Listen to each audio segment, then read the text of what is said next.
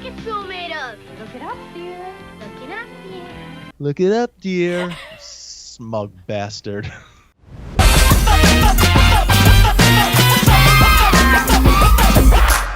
What is up? Episode 2 of Commercial Breakdown. I'm Steve King.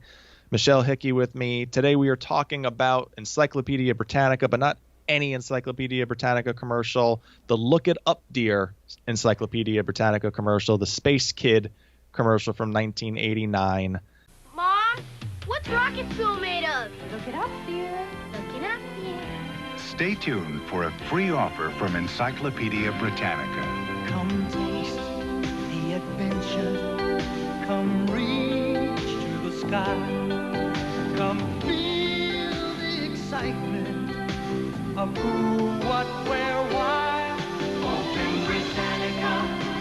Explore and you'll find that living the moment can capture your mind. To find out more about Britannica for your child, call toll-free 1-800-257-1234 and we'll send you this free booklet. And just for previewing Britannica in your own home, you can get this 3-volume desk reference set absolutely free. So call this number now. There's experience for a lifetime in Britannica.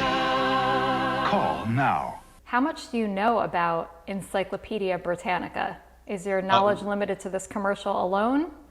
We had a set as a kid growing up. We had a set in our house that was in our living room, actually. It was displayed in our living room. If you go on the Wikipedia page, it has this really rich history, and it makes it sound like it's this like very respected scholarly thing, as an encyclopedia should be, but something about that does not match with the way that this commercial is produced. Someone did not get this branding right, because this does not feel scholarly or sophisticated to me in the slightest. No, it definitely doesn't. We open up with this kid in this commercial playing around with a model rocket, and apparently the thought just kind of came to him, Ma, what makes up rocket fuel? And his mom, I think trying to spur a little initiative in her young son, says, look it up, dear.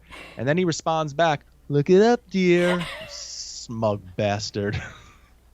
This kid, yeah. When he said that, I was like, you little jerk.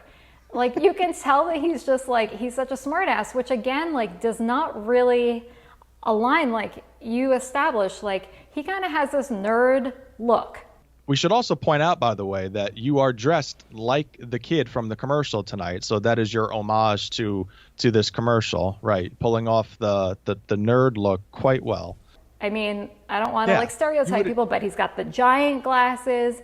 He's at a desk. He has a computer. He has a full, like you said, double deck set of books and this really legit looking rocket.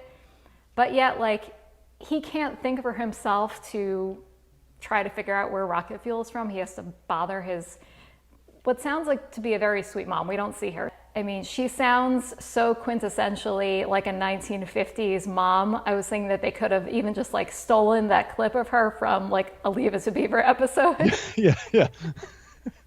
Mrs. Arnold from the Wonder Years. Yes, just look it up, dear. Yeah. Any more potatoes? The way he asked the question, he sounds like Bender from the Breakfast Club. And it's just like, you're not. You're the nerd. You should know to look it up in the encyclopedia.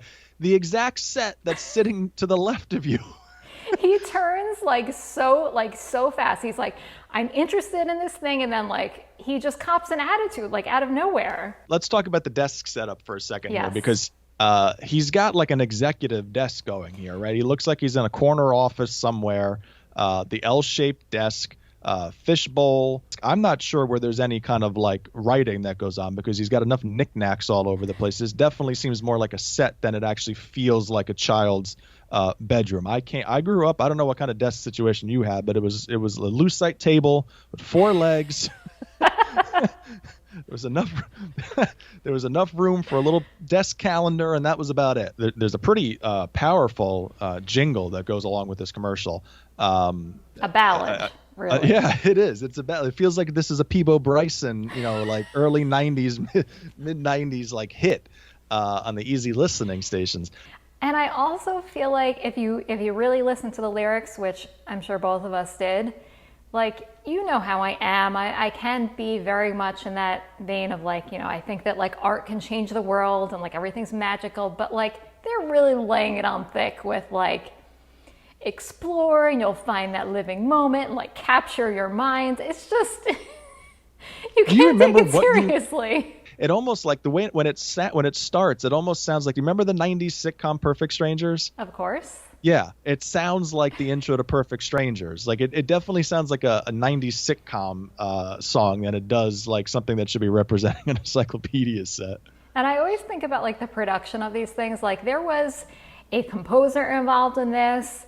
There are multiple vocalists. It almost sounds like there's like a full chorus at one point. Like I'm just trying to imagine all of these people in a studio like singing this, you know, commercial for encyclopedias. And again, I don't think I would have been able to take myself seriously. So we go back to our nerd, and he's skimming through, looking up a little bit about rocket fuel and rocket, and then apparently in his research, it made a hard right hand turn into fish.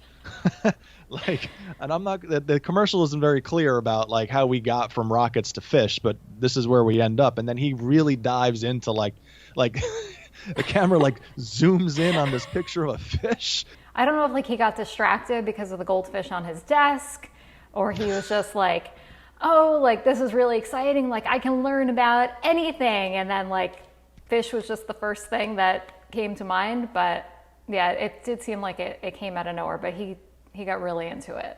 But I am extremely concerned about the goldfish that's in the background of this offer, because he seems like he's very distressed.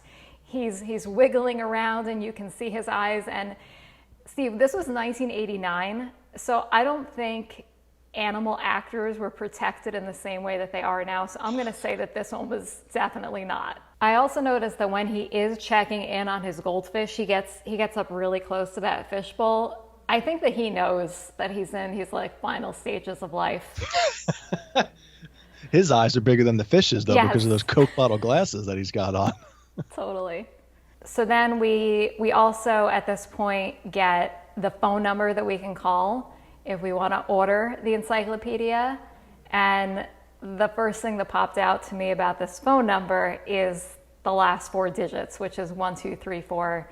And I was just picturing that, you know, the guy or the person who was able to like reserve that number, and how like much of a big shot they thought they were, like saving the whole day. Like, guys, I got it. I got 1234. Everyone is going to be able to memorize this. The budget for this commercial must have been through the roof. Peebo Bryson, the like special reserve number. I mean, they spared no expense on this thing. Yeah. Yeah. Right. Live animals. Yeah. Right. Maybe live, maybe not. We'll see. Yeah, that's true. That's very true. But I was also thinking about just the notion of calling a phone number, and you know the marketing tactics that they use for this commercial. Because again, like we have a little bit of a marketing background, and this is a thing that people still do. It's something that I do. Like you give your audience like something for free. In this instance, they're offering a pamphlet, and also they're going to give you this bonus. They're not promising. They're saying you're going to get a bonus. They show you a picture of 3 paperback, what looks like to be maybe a dictionary and a thesaurus and something else, but there's also a disclaimer that says you might get something different. But I was just, this is not that long ago, but it feels so crazy that someone is going to pick up the phone and ask for this free gift, and then after that go through those next steps of actually ordering this thing. I mean, but someone in your house did it. Oh, yeah. Oh, it could have been a gift. I don't know. I don't know if we ordered it or somebody just bought a set for us, because that might have been the thing that you kind of do. You know, if you have those like china, like people have like, your mom probably, your parents have china. My mom had like, I think 2 or 3 sets of china. What are we doing with all this china? And then I remember we got married and she wanted to give it to us. And I was just like, we got plates. Like we're good. I don't need fancy plates. We got plates. So like, I don't know if it's one of those like those old timey kind of like, nostalgic gifts that you give people when they like buy a house or they move into a house. Like, you get them an encyclopedia set. I don't know if that's what it was. I don't remember there being a big chatter about like we're ordering an encyclopedia set for the house growing up. But I don't know. Maybe it's the power of free. I think that kind of like, that you make something free, people come running. The big thing that you get with this, or what's supposed to be, I think, like what will give you more information about making the big purchase is this pamphlet, which I also had a big problem with, because in the section of the commercial where they're saying you're going to get this pamphlet when you call blah blah blah 1234, and they're saying this is for children, this is being targeted for something that you're going to buy for your kids, yet again, big miss with the picture on this brochure. It's like, no kids. I was really kind of confused over who this was targeted to, because they make it seem like in the commercial like it's a kid coming to these revelations on his own. But the entire commercial seems like, the way they talk about it, it's being more pitched to like the parent. And I don't know. I don't really see the crossover between like who they're trying to hit here, because I don't think as a kid I ever was like, got to get me an encyclopedia set for my library. It was more or less like, this kid's a nerd. I was aware of that at like 6. So they bring it back. I always like at the end to like, something to kind of like keep you holding on, to see how our nerd did on his educational journey. And he's back in his room, and now he's taking interest in all of these things he didn't see before. The fish that was kind of half dead a couple of seconds prior to it in the commercial, like he's all about the fish, and he's panning over the fish tank, and he lands on this shell that it's definitely been sitting there for a while. I mean, nobody just dropped it in there, and he looks like he's seeing it for the first time. Like, it's an amazing reaction shot, worthy of an Oscar at the very least. Now, maybe I was overthinking this whole thing, but I was thinking that when he picked it up, that it was kind of, the encyclopedia had come to life. So maybe that's why it wasn't there before. Maybe it was you think they were going pretty deep with the... Yeah, like he learned so much that this shell materialized on his desk. And that it was like it just came out of the ocean, because when he picked it up, water came gushing. It's a little too real. It was a little too real. And you know how I am about messes. I'm like, you're ruining the encyclopedia. You waiting for his mom to yell out, "Clean it up, dear." Yes. I kind of wish that there was, I know this commercial is already long, it's 60 seconds, but I kind of want the mom to be able to like get some kind of comeuppance, like she shows up with her hands on her hip and was like, "Oh, see, you do like learning," or something like that. Yeah, she gets like the Maris Crane treatment from Frasier. And it's like she's there. She's got this personality that's been created, unfairly or not. But she's right. She's absolutely right. And yet mom doesn't get any credit. But isn't that typical? Moms just don't get the credit for what they do for their kids. Her snotty kid, he's getting away with being a jerk, and now he's smart too. Yeah. Well, I don't like this guy. Let's not go that far. He just spilled water out on his carpet.